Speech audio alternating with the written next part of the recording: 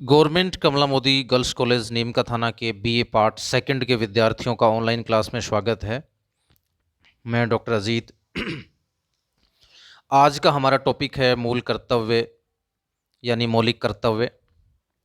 सर्वप्रथम मौलिक कर्तव्यों के संबंध में हम कुछ तथ्यात्मक जानकारी देखेंगे। देखिए, ये संविधान के भाग 4 क में वर्णित हैं और इनका अनुच्छेद है 51 क। तो हमें ये दो बातें याद रखनी है कि ये संविधान के कौन से भाग में हैं और कौन से अनुच्छेद में हैं।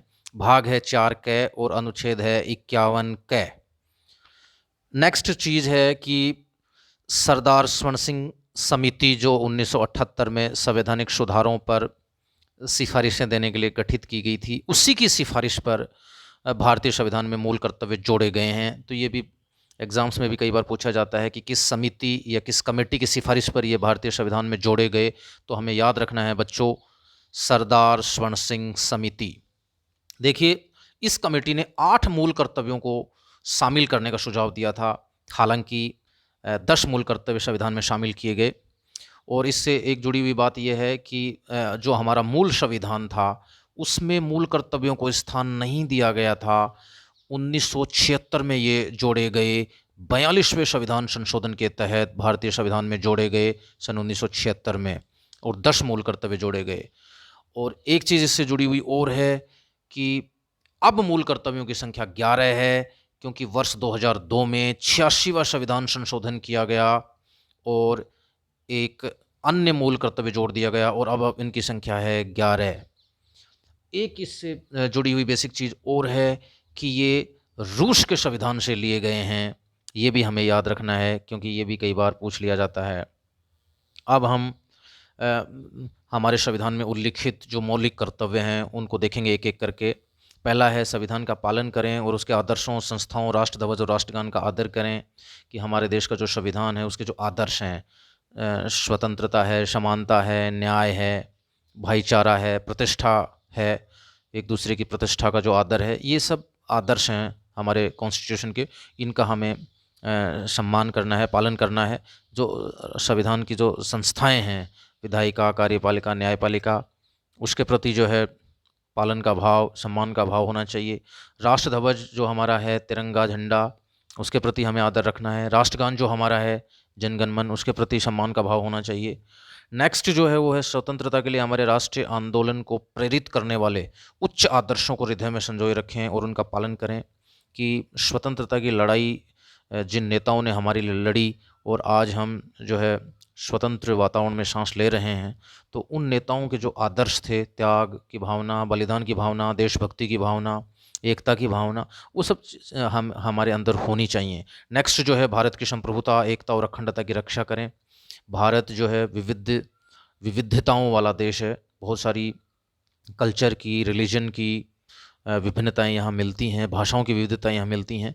तो उसके बावजूद जो है विभिन्नताएं हो सकती हैं, मतभेद भी हो सकते हैं, लेकिन उसके बावजूद भी हमें राष्ट्रहित के मसलों पर एक रहना है और जो विघटनकारी जो प्रवृत्तियाँ हैं उनको जो है निरुत्साहित करना है, उनकी तरफ हमें नहीं जाना है, ताकि हमारे देश की संप्रभुता, एकता और अखंडता सुरक्षित रहे। नेक्स्ट जो है देश की रक्षा करें, यानी देश की रक्षा का जो भाव है वो प्रत्येक नागरिक के मन में होना चाहिए। और नेक्स्ट जो है 5वां कि भारत के सभी लोगों में समरसता और समान भ्रातृत्व की भावना का निर्माण करें, जो धर्म, भाषा और प्रदेश या वर्ग आधारित सभी भेदभावों से परे होगी। और ऐसी प्रथाओं का भी त्याग करें जो स्त्रियों के सम्मान के विरुद्ध हैं। यानी देश के जो लोग हैं उनका ये दायित्व है, उनका कर्तव्य है कि भाईचारे की भावना रखें, समरसता यानी सहिष्णुता की भावना वो आपस में रखें, और ऐसी प्रथाओं का त्याग करें जो स्त्रियों के सम्मान के विरुद्ध हैं। जैसा कि आज भी कई बार अखबारों में पढ़ने को मिलता है कि डायन प्रथा के नाम पे महिलाओं का उत्पीड़न किया जाता है। दूसरी बहुत सारी प्रथाएं हैं, तो हलाला प्रथा है या और दूसरी किसी भी धर्म में कोई विकृति हो सकती है, तो उसको जो है हमें जो है उसका परित्याग करना है। नेक्स्ट जो है हमारी सामाजिक संस्कृति की गौरवशाली परंपरा का महत्व समझें और उसका परीक्षण करें। जो हमारी सामसिक संस्कृति जो है, यानी सामसिक संस्कृति का मतलब होता है विभिन्न संस्कृतियों के मेलजोल से जो एक नवीन और विशिष्ट संस्कृति पनपती है, उसको सामसिक संस्कृति कहा जाता है। उसके महत्व को हमें समझना है, क्योंकि हमारा देश जो है विविधता वाला है। सामसिक संस्कृति का भाव जब हम रखेंगे तभी जो है हमारी एकता बनी रहेगी। नेक्स्ट जो है प्राकृतिक पर्यावरण, जिसके अंतर्गत वन, झील, नदी और वन्य जीव हैं, उनकी रक्षा और संवर्धन करें। प्राणियों के प्रति दया का भाव रखें। पर्यावरण सुरक्षित रहेगा तो मानव भी सुरक्षित रहेगा। इसलिए जो हमारे प्राकृतिक पर्यावरण के अंतर्गत जो चीज़ें हैं, वन है, झील, नदियाँ, वन्य जीव, इनकी रक्षा करें, इनको और बढ़ावें, ताकि जो है मानव भी जो है एक सुरक्षित पर्यावरण में रहे। नेक्स्ट जो है वैज्ञानिक दृष्टिकोण रखें। मानववाद और ज्ञानार्जन तथा सुधार की भावना का विकास करें। वैज्ञानिक दृष्टिकोण होना चाहिए, अंधविश्वासी दृष्टिकोण नहीं होना चाहिए। तर्कपूर्ण चिंतन प्रत्येक व्यक्ति के अंदर होना चाहिए, तभी जो है वो सत्य के निकट पहुंचेगा। इसके अलावा मानववाद यानी जो मानव के हित पर जो फोकस करता है, वो दृष्टिकोण मानववाद होता है। मानव की समस्याओं पर फोकस करता है, उसके उपाय ढूंढता है।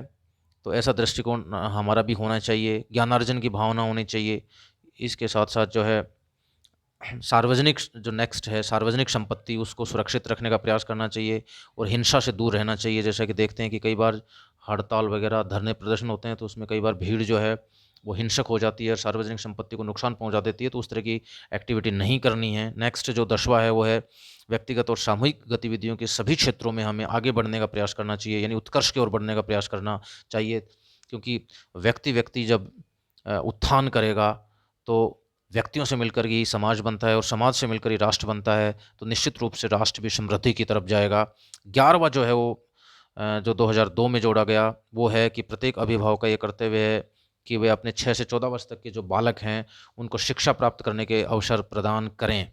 तो इस तरीके से ये 11 मूल कर्तव्य थे। अब हम इनका क्रियान्वयन देख लेते हैं। देखिए, मौलिक कर्तव्य जो है मौलिक अधिकारों की भांति न तो वाद योग्य हैं। वाद योग्य का मतलब आप अगर इनका पालन नहीं करते हैं तो न्यायालय में जाने वाली कोई बात नहीं है। हालांकि जो सरकार है उन्होंने प्रत्यक्षतः तो मौलिक कर्तव्यों को बाध्यकारी नहीं बनाया है, लेकिन अप्रत्यक्षतः जो है इनका क्रियान्वयन सरकार की विभिन्न नीतियों और कार्यक्रमों द्वारा किया जा रहा है, जो कि निम्न है। जैसे कि राष्ट्रीय गोरखपुर अपराध अधिनियम 1971 में राष्ट्रीय प्रतीकों का अपमान करने पर दंड की व्यवस्था है। दूसरा जो है देश की एकता और अखंडता के विरुद्ध कार्य करने पर नागरिक अधिनियम 1955 के तहत किसी भारतीय नागरिक की नागरिकता छीनी जा सकती है। नेक्स्ट जो है अनुच्छेद 23(2) में प्रावधान है कि राष्ट्र की रक्षा हेतु राज्य नागरिकों की अनिवार्य सेवाएं ले सकता है अगर जरूरत पड़े राष्ट्र को। नेक्स्ट जो है महिला सशक्तिकरण के लिए सरकार ने 1987 व 2001 में महिला सशक्तिकरण की नीति पारित की है और स्थानीय संस्थाओं में महिलाओं को 33% आरक्षण का प्रावधान किया है। नेक्स्ट जो है पर्यावरण संरक्षण के लिए पर्यावरण प्रदूषण रोकथाम अधिनियम और जल प्रदूषण रोकथाम अधिनियम भी बनाए गए हैं। नेक्स्ट जो है आम जनता को अहिंसा के कर्तव्य पालन के लिए सरकार गांधीवादी दर्शन का प्रचार कर रही है। नेक्स्ट जो है वैज्ञानिक दृष्टिकोण और मानववाद के विकास के लिए सरकार अमानवीय और वैज्ञानिक शिक्षा प्रदान कर रही है, ताकि लोग अपने कर्तव्य का भली भांति पालन कर सकें, लोगों का दृष्टिकोण तार्किक बने, विवेक युक्त बने। अब हम आते हैं मौलिक कर्तव्यों के महत्व पर। निश्चित रूप में भारतीय लोकतांत्रिक कल्याणकारी राज्य में मौलिक कर्तव्यों का अपना महत्वपूर्ण स्थान है। जैसे कि संविधान में मूल कर्तव्य की स्थापना से अधिकारों और मूल कर्तव्यों में एक बैलेंस, संतुलन कायम हुआ है। दूसरा, हम ये कह सकते हैं कि मौलिक कर्तव्य व्यक्ति में सामाजिक दायित्व की भावना का संचार करते हैं, देशभक्ति की भावना को जगाते हैं। नेक्स्ट जो है ये भारतीय संस्कृति के अनुकूल हैं और जनता में जो है बंधुत्व की भावना को प्रसारित करते हैं, बढ़ाते हैं। अब हम आते हैं कि मौलिक कर्तव्यों के संदर्भ में सर्वोच्च न्यायालय ने भी काफ़ी कुछ कहा है। जैसे कि सर्वोच्च न्यायालय ने मई 1998 में भारत सरकार कोई अधिसूचना जारी की कि राज्य का कर्तव्य है कि मौलिक कर्तव्य के बारे में जनता को शिक्षित करे, ताकि अधिकार और कर्तव्य के मध्य संतुलन बना रहे। और सही भी है, क्योंकि नागरिक अपने अधिकारों का तो पूरा उपभोग करते हैं, लेकिन अगर कर्तव्यों का पालन नहीं करेंगे तो उनके अधिकार भी तो संकट में पड़ सकते हैं। और सुप्रीम कोर्ट ने भारत सरकार ने जो एक समिति का गठन किया था, उसके कार्य निम्न थे। प्राथमिक, माध्यमिक और उच्च माध्यमिक जो विद्यालय हैं उनके स्तर पर मौलिक कर्तव्यों की शिक्षा हेतु एक विषय वस्तु विकसित की जाए। पाठ्यक्रम और सह पाठ्यक्रम क्रियाकलापों के भाग के रूप में गतिविधियों का निर्धारण किया जाए। सेवापूर्ण और सेवा काल में विभिन्न स्तरों पर शिक्षकों के प्रशिक्षण हेतु कार्यक्रम विकसित किए जाएँ।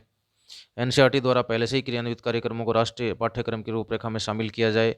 वयस्क शिक्षा, अनौपचारिक शिक्षा के माध्यम से नागरिकों के प्रशिक्षण हेतु एक पृथक विषय वस्तु का विकास किया जाए। तो इस तरह से इसमें चीज़ें थी।